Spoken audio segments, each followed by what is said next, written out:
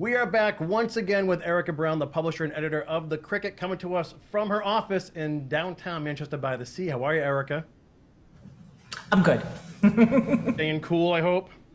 Yeah, I'm staying cool. We're in a cinder block building. It's one of the benefits. Less on aesthetics, but pretty good on temperature. Yeah, swampy summer. But I know. okay, so I every time I drive through Manchester, the first thing that jumps out to me are how crazy the old tennis courts are filled with pickleballers. Yep, exactly. Crazy. And I say it's crazy good, especially if you ask the pickleballers. And what you're talking about is the old tennis courts, and that goes way back because in the mid 90s they changed those things on Summer Street, which is what you're talking about driving by, Kory. Then they turned it into a skate park. Right, yeah. So it was a skate park from the mid 90s until several years ago when they converted the skate park, which really wasn't used anymore, to pickleball courts, 6 pickleball courts that have been very, very popular. So before I say anything, I just would like to say that Manchester, one of my favorite things about Manchester is that the public park options that they have are just fantastic. Like, we have good public spaces. Tux Point. Tux Point is like a friggin' yacht club. I mean, it's beautiful. It's right next to the yacht club, and yet it's for the public. It's beautiful, right? It's like rich people stuff for everybody. And then it also is like Masconomo Park is like a gem downtown. It's like really beautiful, and it's a great space for public thing. And I'm gonna wind it up and I'm gonna say the pickleball, public park for pickleball is actually pretty awesome. It's packed all the time. It is packed because it's 6 courts, and pickleball is like a phenomenon. It's a phenomenon. Do we have any pickleball courts that are public in Cape Ann other than these? I don't, not public. I actually do know of a couple private ones.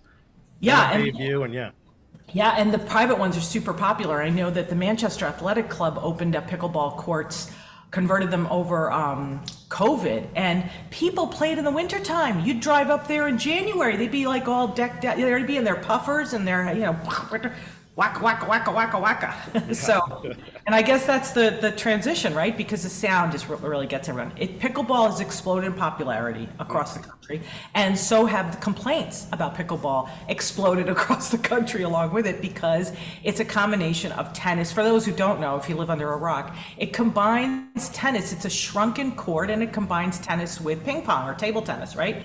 It's got a hard, sort of perforated paddle, and it's got this plastic ball, almost like a wiffle ball, right?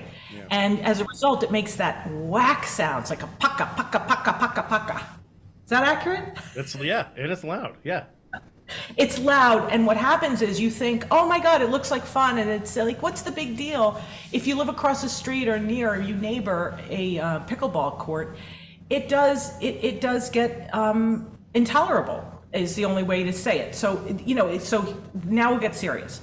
These pickleball courts have generated a tremendous amount of complaints from a small number of neighbors.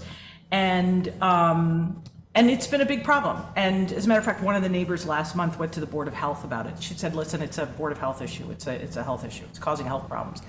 Now, yes, it is a limited thing because there's a limited season. Unlike the Manchester Athletic Club, these courts don't have lights and they're not open in the wintertime. Yeah. They also have regulated hours from like 8 in the morning to 8 at night or something. They might even be less than that. But in any case, they've tried everything they can. Here's what's happening with the pickleball courts.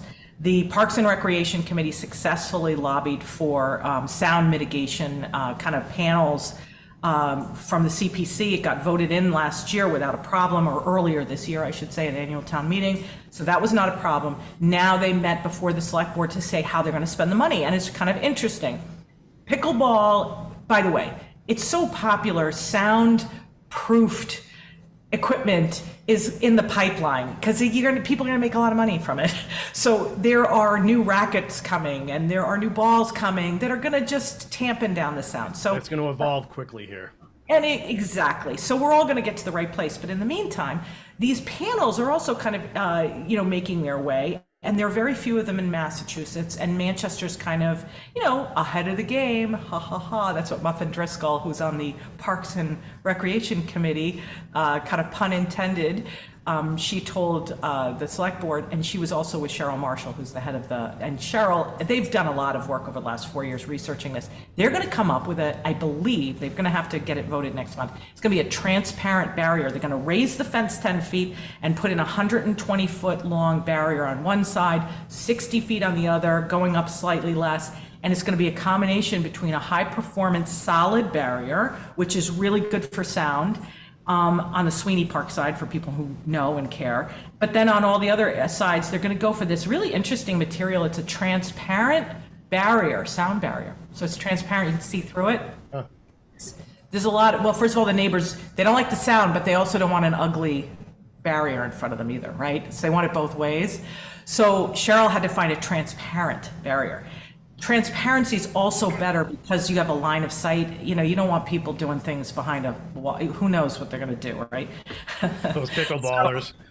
And then and then also the pickleballers themselves. Don't you want to know if the courts are free, right? So you got to be able to see into them. Yeah, yeah. So they found this New Zealand company who has no installations in Massachusetts. So therefore, I think we're going to get a discount, which is good. But the New Zealand company is called like Soundtech or something like that. They do these transparent barriers for racing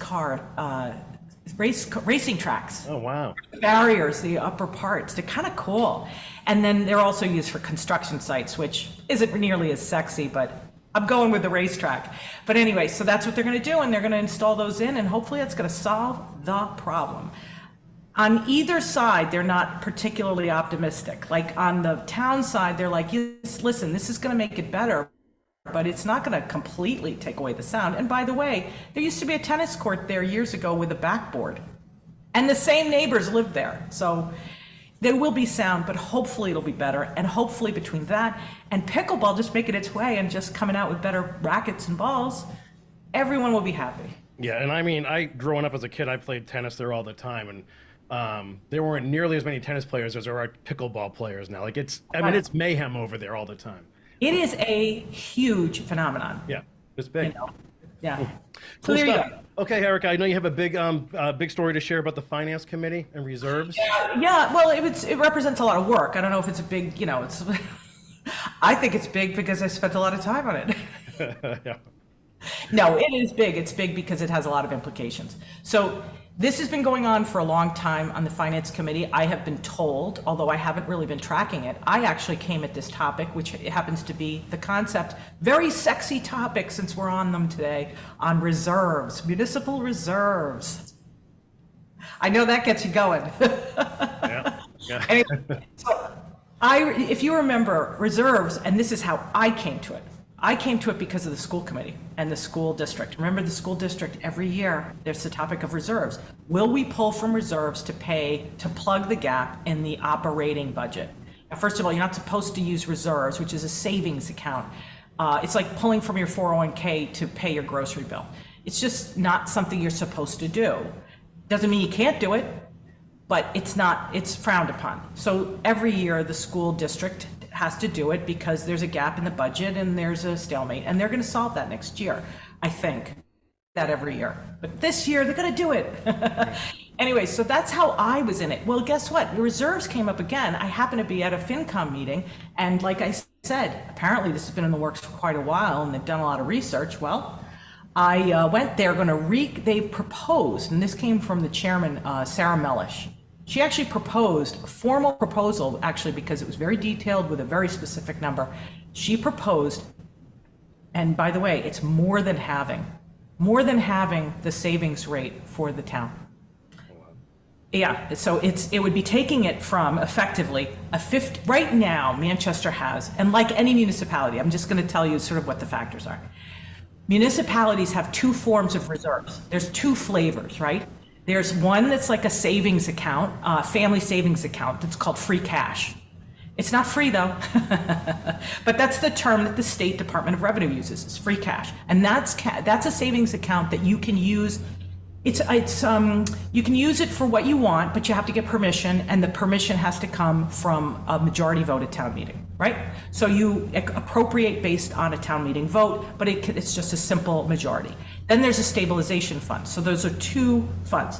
free cash and stabilization is much more serious. It's harder to get at that money. You need a 2/3 majority at town meeting to appropriate the funds, and it's really meant and designed for like emergencies, emergency gap measures. It's meant for big capital projects, things like that. So every town has those two funds, and every town has to get them certified every year by the Mass Department of Revenue. So you can find out what any town's revenue reserves are by looking at the state database, right? And they're always a function of your total revenue, your income, right? Just like a savings account.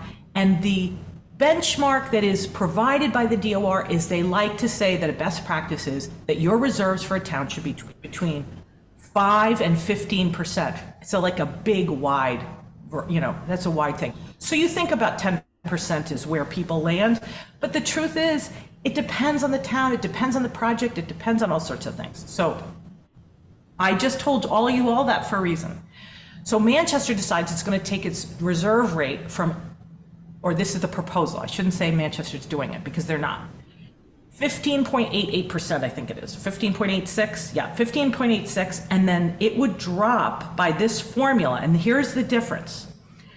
The logic that in this proposal by Sarah Mellish is we shouldn't be double dipping, and that's actually what Andy Oldeman, who is the vice chair, he called it like double dipping or double paying or something like that, because their logic is, if we pay for the school district, and that's like 50% of our budget, why, and the school district has a reserve, why do we have a reserve on that money?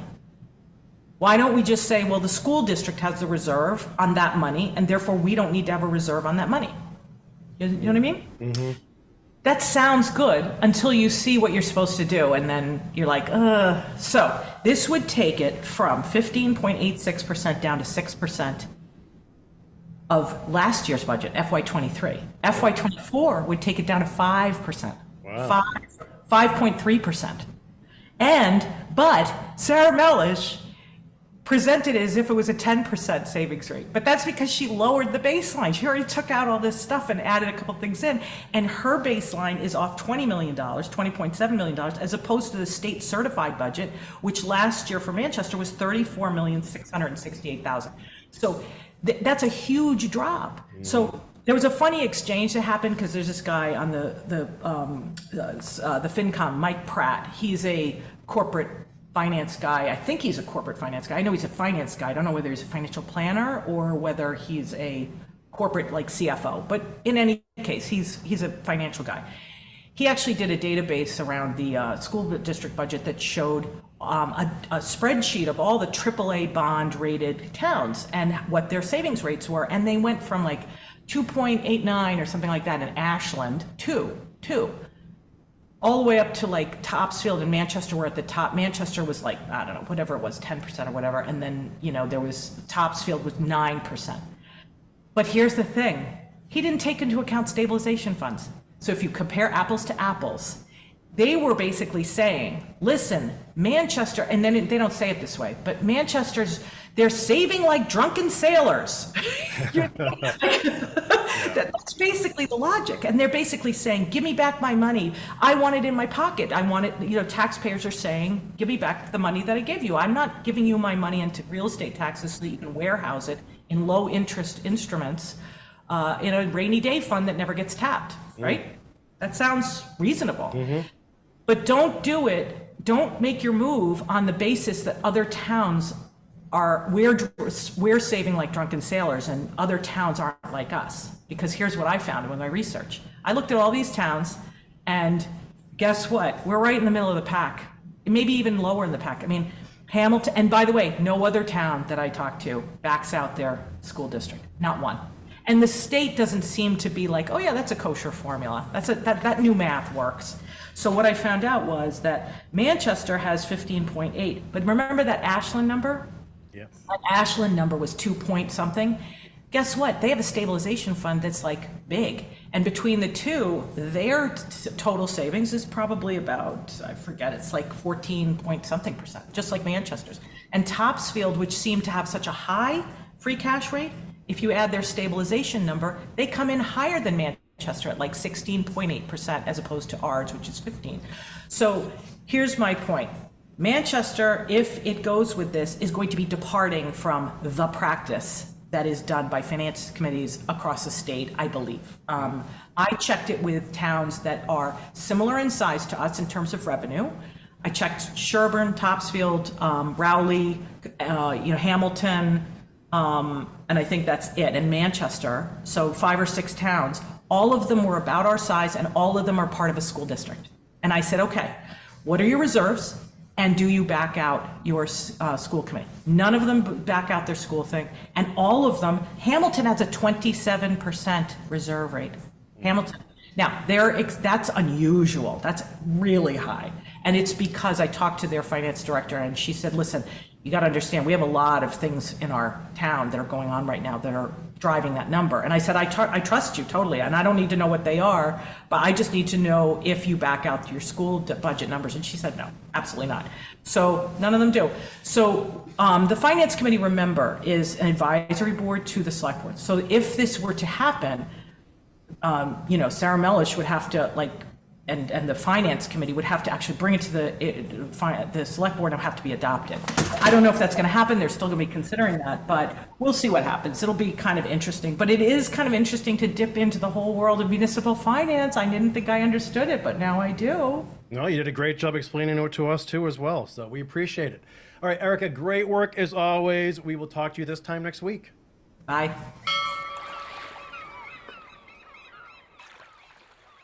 Interested in a sponsorship? Email sponsor@1623studios.org to learn more.